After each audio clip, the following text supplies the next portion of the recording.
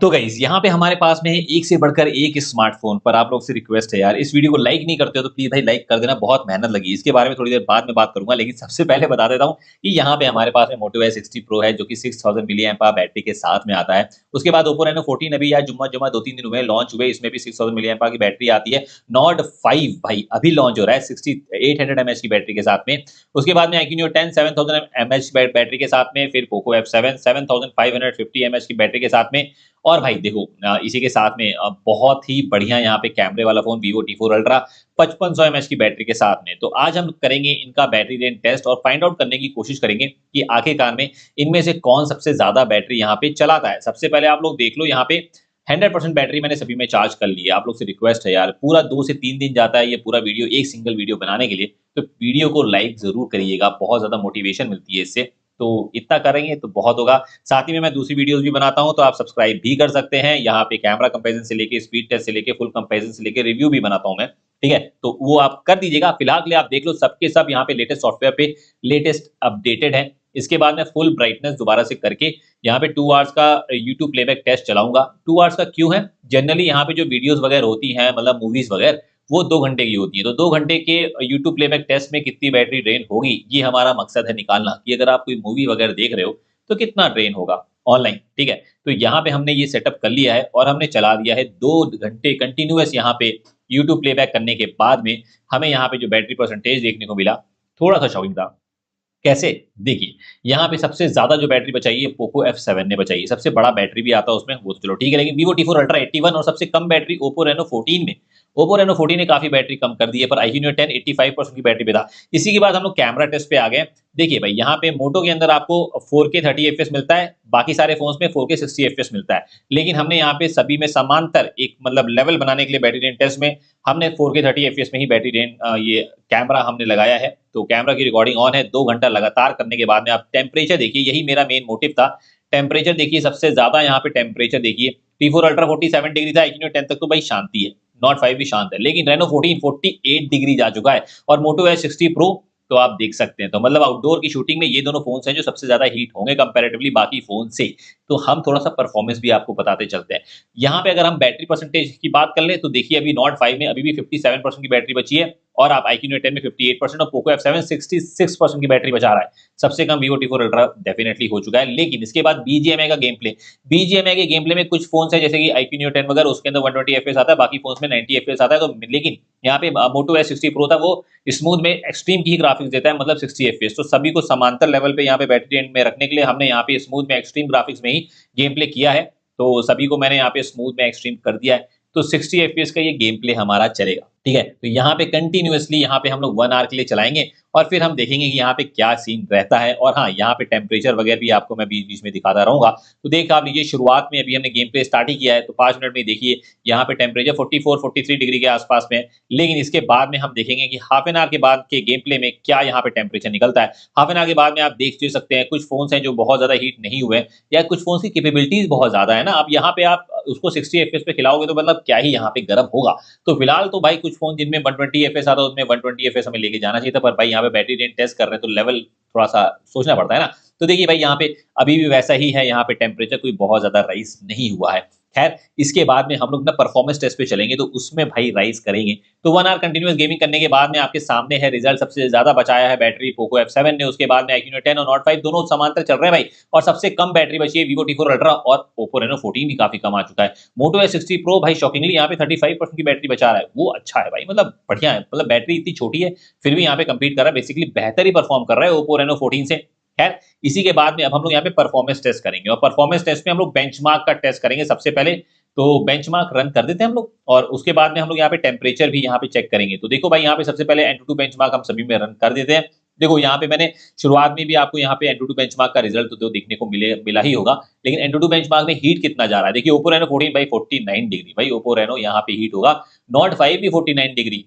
ये भाई ये सब मतलब परफॉर्मेंस टेस्ट में तो हीट हो रहे हैं, लेकिन देखो भाई कोई 50 डिग्री टच करता है या नहीं, ये अभी आगे वाले टेस्टों में भी पता चलेगा। लेकिन कंटिन्यूअस यहाँ पे एंटूटू बेंचमार्क रन करने के बाद में देखिए भाई यहाँ पे जो ना रिजल्ट आया है वो आपके सामने है। iQOO Neo 10 यहाँ पे बहुत ही बढ़िया परफॉर्म कर रहा है। उसके बाद में यहाँ पे कहीं पोको F7 या फिर नॉट 5 वगैरह का नंबर आ रहा है, और सबसे कम यहाँ पे स्कोर किया है मोटो S60 प्रो ने। ठीक है, रेनो 14 उससे ज्यादा बेहतर ही परफॉर्म करता है। इसी के जज्बात में अब हम लोग यहाँ पे देखिए मैं यहाँ पे नंबर दिखा रहा हूँ, मतलब कौन सा नंबर 1 पे कौन सा नंबर 2 पे था। इसी के बाद में हम लोग यहाँ पे स्टोरेज टेस्ट भी दिखा आपको देते हैं। स्टोरेज टेस्ट में देखिए सबसे ज्यादा जो बेहतरीन स्टोरेज की स्पीड है ना वो iQOO Neo 10 में है, 20 लाख के आसपास में, और वहीं पे फिर पोको F7 वगैरह है। ठीक है, तो आपके सामने है मोटो S60 प्रो। स्टोरेज की रीड एंड राइट स्पीड थोड़ी सी उसमें बेहतर है कंपैरेटिवली बाकी फोनों से, लेकिन यहाँ पे बाजी मारता हुआ नजर आ रहा है iQOO Neo 10 ही। लेकिन उसके बाद हमने कहा कि 3D मार्क टेस्ट करेंगे, और 3D मार्क टेस्ट में आपको हीटिंग बहुत ज्यादा पता चलेगी कि हीटिंग में सबसे ज्यादा हीट कौन सा फोन होता है। तो देखो भाई यहाँ पे साइमल्टेनियसली हम यहाँ पे बैटरी ड्रेन तो कर ही रहे हैं, उसी के साथ में यहाँ पे हीटिंग टेस्ट भी हम लोग कर रहे हैं, परफॉर्मेंस भी कर रहे हैं। तो कितना सब कुछ आपको जानने को मिल रहा है यहाँ पे, है ना। तो इसीलिए लाइक नहीं किया तो कर दो। देखो भाई ये आपके सामने रेनो 14 अगेन 48 डिग्री जा चुका है, लेकिन भाई देखो ये नॉट 5 50 डिग्री पहुंच चुका है। तो आपके सामने बहुत ज्यादा एक्सपेंसिव परफॉर्मेंस निकालेंगे तो नॉट 5 भाई 51 डिग्री तक की जा रहा है।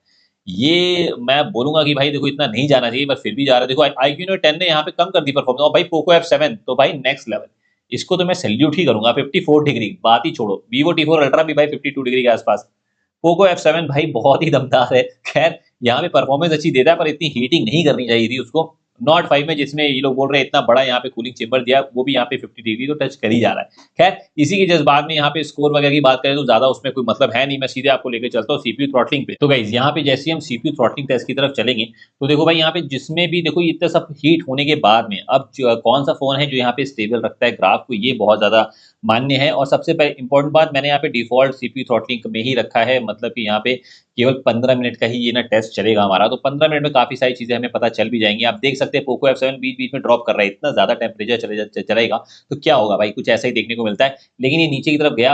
iQOO Neo 10 भी शुरुआत में ठीक गया, फिर बाद में वो वापस से नीचे आया। नॉट 5 ने मेंटेन रखा है, और इसमें सबसे बढ़िया Vivo T4 Ultra ने परफॉर्म किया है, आप देख सकते हैं। लेकिन जो एवरेज परफॉर्मेंस है ना वो iQOO Neo 10 या पोको F7 या नॉट 5 वगैरह की ज्यादा अच्छी निकल के आती है कंपैरेटिवली इन सारे ही फोनों में। ठीक है, तो ये हमारा परफॉर्मेंस टेस्ट यहाँ पे हुआ था खत्म। और इसी के साथ में मैं अगर आपको इसका गीक बेंचमार्क के स्कोर के बारे में दिखा दूं, तो देखो भाई मैंने गीक बेंचमार्क मैंने सभी में पहले से ही रन किया हुआ था, बस मैं वही आपको यहाँ पे दिखा रहा था। तो इसके अंदर सबसे बेहतरीन यहाँ पे Vivo T4 Ultra, iQOO Neo 10, Poco F7 वगैरह करते हैं। इवन नॉट 5 भी अच्छा ही जो परफॉर्म करता है, पर यहाँ पे मोटो S60 प्रो और रेनो 14 यहाँ पे सबसे कम वाले सेगमेंट में थे। एंड इवन नॉट 5 भी मतलब बाकी तीनों फोन से थोड़ा सा कम ही था। तो यहाँ पे सबसे बेस्ट जो है iQOO Neo 10, पोको F7 और Vivo T4 Ultra ही बेहतर यहाँ पे परफॉर्म करते हुए नजर आ रहे थे इन 6 के 6 फोनों के बीच में। ठीक है, एंड पोको F7 का तो आप स्कोर देख ही आप सकते हो। खैर इसी की जस्ट बाद में अगर मैं आपको यहाँ पे बैटरी वगैरह दिखा दूं, तो देखिए भाई यहाँ पे बैटरी कितनी बची है यहाँ पे पूरा 1 आवर के परफॉर्मेंस टेस्ट के बाद में। तो भाई यहाँ पे देखने को मिल रहा है कि सबसे ज्यादा जो यहाँ पे बैटरी बचाई है वो यहाँ पे एक्चुअल में पोको F7 है, जो कि 33% की बैटरी बचा रहा है। सबसे कम Vivo T4 Ultra में ही बची है। उसके बाद में देखिए मोटो S60 प्रो भी ठीक ठाक है, iQOO Neo 10 तो मतलब यहाँ पे सेकंड बेस्ट है ही है। नॉट 5 भी यहाँ पे 22% की बैटरी बचा रहा है। तो मतलब आप देख सकते हैं कि पोको F7 नंबर 1 है, पोको Neo 10 2 है, नॉट 5 यहाँ पे थर्ड पे है। लेकिन देखिए भाई यहाँ पे मैंने इंस्टाग्राम यहाँ पे लगातार कंटिन्यूअसली मैंने चला के मैंने छोड़ दिया है, मतलब चला के गया ऑटो स्क्रॉल पे लगाया था, और आप देख सकते हैं 6 8 2 मिनट्स के आसपास में आया है टाइमिंग। Vivo T4 Ultra का थोड़ा सा कम ही मेरे को लग रहा है, थोड़ा सा और बैटरी देता तो ज्यादा बेटर था। और देखो भाई ये जो मेरा बैटरी टेस्ट है ना, बस मुझे ये आपको यहाँ पे बताना है कि इन 6 फोनों में कौन सा फोन ज्यादा बैटरी लाइफ देता है। यहाँ पे स्क्रीन ऑन टाइम थोड़ा सा डिफरेंट आएगा, बिकॉज नॉर्मल यूसेज में कुछ अलग रहता है। Oppo Reno 14 6 8 32 मिनट्स, जी हाँ ये मैं क्लियरली बोल रहा हूँ। जब मेरा लॉन्ग टर्म रिव्यू किसी फोन का देखेंगे ना, तो मैं उसमें एक स्क्रीन ऑन टाइम के बारे में बात कर रहा हूँ कि जनरली जब आप इस्तेमाल करते हैं फोन को नॉर्मल यूसेज में तो कितना आता है। जो फोन यहाँ पे 6 घंटे दे रहे हैं ना भाई, वो नॉर्मल लाइफ में आपको यहाँ पे 7 to 8 आवर्स का स्क्रीन ऑन टाइम देंगे, और पूरा दिन भर आराम से बैटरी चलेगी, उनमें कोई दिक्कत नहीं है। जो फोन इससे ज्यादा दे रहे हैं वो यहाँ पे 1.5 से 2 दिन तक भी निकालेंगे। ठीक है, तो इस चीज को थोड़ा सा ध्यान में रखिएगा। कई लोग भाई सोचते हैं कि नहीं भाई इतनी बैटरी मिलेगी, ऐसा नहीं होता। मोटो S60 प्रो में आपको 7 8 2 मिनट्स के आसपास में बैटरी लाइफ देखने को मिलेगी, तो ये भी पूरा दिन भर आराम से निकाल सकता है। Vivo T4 Ultra थोड़ा सा यहाँ पे कम बैटरी दे रहा है, थोड़ा सा और ज्यादा देना चाहिए था। पर नॉट 5 देखिए 7 आवर 7 मिनट तक की चला था। मैंने कुछ नहीं किया, एंटूटू बेंचमार्क मैंने अभी फिलहाल के लिए रन मैंने कर दिया है। iQOO Neo 10 में 7 आवर 34 मिनट तक की यहाँ पे चला था। तो आप देख सकते हैं जनरली मेरा कोई और टेस्ट देखेंगे ना, उसमें iQOO थोड़ा सा और बेटर परफॉर्म करता हुआ नजर आएगा। लेकिन बस मेरा सिंपल सा मोटिव ये है कि इस टेस्ट में इन 6 फोन में कौन कितना नंबर पे आता है। पोको F7 7 आवर 36 मिनट, तो आपको समझ में आ गया। Poco F7 number 1, iQOO Neo 10 number 2, और तीसरे पे नॉट 5। नियो 10 और पोको F7 में बहुत ज़्यादा का डिफरेंस नहीं हो, 550 एमएच का बैटरी का एमएच का डिफरेंस देखने को मिलता है, पर रियल लाइफ में उतना कुछ समझ में नहीं आता है। खैर, इसी की जस्ट बाद में मैं अब आपको चार्जिंग टेस्ट भी दिखाऊँगा और उससे पहले अगेन रिक्वेस्ट कर रहा हूँ भाई, सब्सक्राइब नहीं किया तो प्लीज़ सब्सक्राइब कर लो। देखो मैंने जो फ़ोन में यहाँ पे हटा रहा हूँ ना, उन फ़ोन का मैंने ऑलरेडी बैटरी चार्जिंग टेस्ट मैंने करके रखा है, ठीक है? तो वो वाले के लिए मैं वीडियोज़ वगैरह दे दूँगा, लिंक मैं डिस्क्रिप्शन बॉक्स में दे दूँगा, वहाँ से जाके आप चेकआउट करिएगा, आपको उनके चार्जिंग टेस्ट भी देखने को मिल जाएँगे। फिलहाल के लिए अभी मैं इन दोनों फ़ोन का मैंने अभी तक की किसी भी वीडियो में चार्जिंग टेस्ट नहीं किया था, तो यहाँ पे मैं रख रहा हूँ Oppo Reno 14 और OnePlus Nord 5, ठीक है? और दोनों में आपको 80 वॉट का चार्जर ही देखने को मिलता है इन द बॉक्स। और तो देखिए भाई यहाँ पे मैंने लगाया है। सबसे पहले हम लोग देखेंगे कि 10 मिनट में यहाँ पे कौन-सा फ़ोन कितना चार्ज होता है। तो भाई यहाँ पे जैसे ही 10 मिनट हुए, तो यहाँ पे आप देख सकते हैं 23%, 24%, बहुत ज़्यादा डिफरेंस नहीं है।